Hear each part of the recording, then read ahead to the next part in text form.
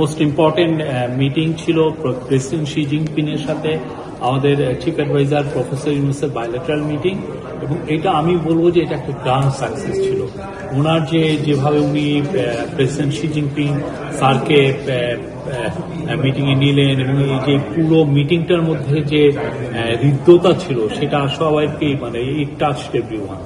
এতে বোঝা যায় যে তাকে প্রফেসর ইউনূসকে কি কতটা উঁচু স্তরের লিডার হিসাবে ওনারা দেখছেন এবং কতটা তার সাথে মানে বাংলাদেশের সাথে তারা কতটা ভালো সম্পর্ক করতে চান। তো প্রফেসর ইউনূস তার বক্তব্যে চায়নার সাথে বাংলাদেশের যে হিস্টোরিক্যাল যে কানেকশন সেগুলো বলেছেন। এবছর যে আমাদের সাথে চায়নার যে ডিপ্লোম্যাটিক রিলেশনশিপের 50 বছর পূর্তি উপলক্ষে সেটা বলেছেন, এবং চায়নার সাথে আমাদের যে সমস্ত ইস্যুগুলো আছে যেগুলো বিষয়ে আমরা চায়নার সত্যিকার অর্থে সাপোর্ট চাচ্ছি সেই বিষয়গুলো উনি বলেছেন। এবং সবচেয়ে ইম্পর্টেন্ট যে জিনিস যে প্রত্যেকটা বিষয়ে চাইনিজ প্রেসিডেন্ট পজিটিভ কনসিডারেশনের কথা বলেছেন। উনি বলেছেন যে প্রফেসর ইউনূসকে এবং তার গভর্নমেন্টকে তারা ফুল সাপোর্ট দিচ্ছেন। এবং আরেকটা কথা যেটা এই পুরো ভিজিটের একটা অন্যতম দিক ছিল যে চাইনিজ ইনভেস্টরদেরকে বাংলাদেশে ইনভাইট করা। প্রফেসর ইউনূস এটা বলছিলেন, যেখানে আপনি গোয়া ফোরামে আপনি দেখেছেন যে কালকে উনি এটা বলেছেন, আজকে উনি এই কথাটা আবার বলেছেন মিটিংয়ে। এবং সেক্ষেত্রে প্রেসিডেন্ট শি জিনপিং বলেছেন যে ওনারা এনকারেজ করবেন চাইনিজ ইনভেস্টররা যাতে বাংলাদেশে ইনভেস্ট করে। প্রস্তাবিত তিস্তা ব্যারেজ প্রকল্প নিয়ে কোনো আলোচনা?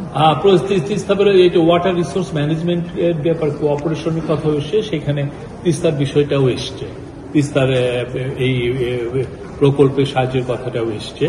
তো আমরা আশা করছি যে বাংলাদেশের সাথে চায়নার যে সম্পর্ক এটা সামনে আরো আমরা যে একটা নতুন স্কেলে যাবে, নতুন অধ্যায় সূচিত হবে। এবং আমরা মনে করি চাইনিজ ইনভেস্টররা যদি বাংলাদেশে বড় অর্থে প্রচুর ইনভেস্ট করেন, যেমন বাংলাদেশ কিন্তু 2016 সালের থেকে আমরা বলে আসছিলাম যে চাইনিজদের জন্য একটা প্রাইভেট ওদের জন্য একটা চাইনিজ ইকোনমিক জোন করা হবে, কিন্তু এটা কাজ কিন্তু এগোয় নেই। কি কারণে এগোয় নেই আমরা জানি না, বাট এই আমাদের গভর্নমেন্ট আসার পরেই খুব দ্রুত চাইনিজ ইকোনমিক জোনের কাজ হচ্ছে এবং by this year end of this year এটা দ্রুত কাজ শুরু হবে। এবং সেটার আলোকে প্রচুর ইনভেস্টররা তাদের ইনভেস্টমেন্ট শো করেছেন, কিন্তু অবভিয়াসলি চায়নার ইনভেস্টররা তাদের গভর্নমেন্টের দিকে তাকিয়ে থাকে যে তাদের গভর্নমেন্ট কি বলে। তো চাইনিজ যেহেতু এখন প্রেসিডেন্ট শি জিনপিং যেহেতু বলেন যে তারা এনকারেজ করবেন, উনি শব্দটা বলেছেন এনকারেজ করবেন যে চাইনিজ ইনভেস্টররা যাতে বাংলাদেশে ইনভেস্ট করে, আমরা আশা করছি চাইনিজ ইনভেস্টমেন্ট অনেক ম্যাসিভলি বাংলাদেশে আসবে। আর এটার সাথে কিন্তু জড়িত আমাদের জব গ্রোথ, আমাদের বাংলাদেশে জব তৈরি করাটা একটা বিগ ইস্যু হয়ে দাঁড়িয়েছে। এবং প্রফেসর ইউনূস চাচ্ছেন যে খুব দ্রুত প্রচুর জব তৈরি করতে। চাইনিজ ইনভেস্টররা যদি বাংলাদেশে আসে, চাইনিজ স্পেশাল ইকোনমিক জোনে যদি তারা ইনভেস্ট করে, এবং অন্যান্য ওরা মংলার ওইখানেও একটা ইপিজেড এর এক্সপোর্ট প্রসেসিং জোনের ওইখানে ইনভেস্টমেন্ট করতে চাচ্ছে।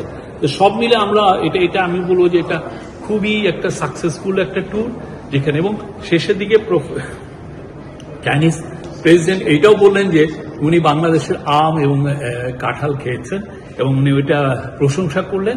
এবং এর ফলে আমরা যেটা দেখছি যে আগামী এই আমের যে সিজন জুন জুলাই অগাস্ট, এখান থেকে মে জুন জুলাই অগাস্ট, সেই সময় থেকে আমরা আশা করছি যে ইনভেস্টমেন্ট চায়না এক্সপোর্টটা শুরু হয়ে যাবে। চায়নায় আমাদের